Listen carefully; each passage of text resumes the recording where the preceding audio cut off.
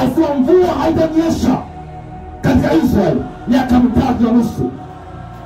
Manabii wengine wakasema mvua itanyesha, wakaomba, wakafunga, lakini mvua haikuja.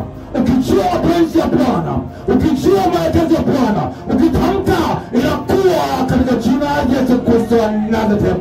Nasi tunataka amani kwa nchi yetu katika jina la Yesu Kristo wa Nazareti.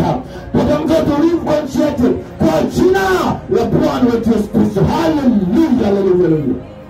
Kuna nguvu alafu kuna mamlaka. Ukiwa na nguvu hauna mamlaka, mambo hayatokei. Na ukiwa na mamlaka bila nguvu, mambo hayatokei. Lakini Yesu ametupa nguvu na mamlaka. Lakini sisi tunasimama kwa mamlaka ya Bwana. Tunasimama kwa utukufu wa Bwana. Tunasimama kwa uwezo wa Bwana. Katika jina la Yesu Kristo wa Nazareti. Tunaamuru kila falme na mamlaka ilizoachiliwa kinyume na nchi yetu, kinyume na Watanzania, kinyume na taifa letu, katika jina la Yesu Kristo wa Nazareti, vikakae kimya kuanzia leo katika jina la Yesu Kristo wa Nazareti. Vikakae kimya kwa mamlaka ya jina la Bwana wetu Yesu Kristo, katika jina la Yesu Kristo wa Nazareti. Kila maneno yanayoachiliwa kwenye mitandao, kila maneno yanayoachiliwa kwenye mitaa, kila maneno yanayoachiliwa madhabahuni ambayo ni kinyume cha Bwana, katika jina la Yesu Kristo wa Nazareti, tunayaondoa na kuyafuta.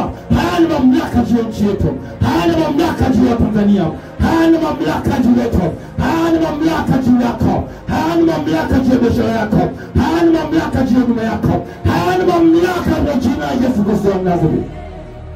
Haya, tusimama katika jina la Yesu Kristo wa Nazareti.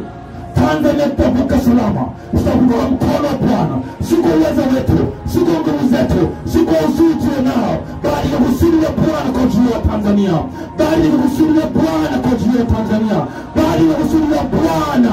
Tutavuka salama katika jina la Yesu Kristo wa Nazareti. Na kwa jina la Yesu Kristo wa Nazareti, kila maneno yaliyotamkwa kwenye pembe kuu za nchi, katika jina la Yesu Kristo wa Nazareti, tunaamuru nguvu ya malaika ikaingia kazini katika jina la Yesu Kristo wa Nazareti, na kuharibu kila maneno, kupangua kila maneno, kila mipango, kila uchochezi, kila nguvu ya mtandao, katika jina la Yesu Kristo wa Nazareti, zinakwenda kuharibiwa katika jina la Yesu Kristo wa Nazareti. Kila shauri inakaa kinyume na Watanzania, kila shauri inakaa kinyume na Watanzania, zinakwenda kuharibiwa katika jina la Yesu Kristo wa Nazareti.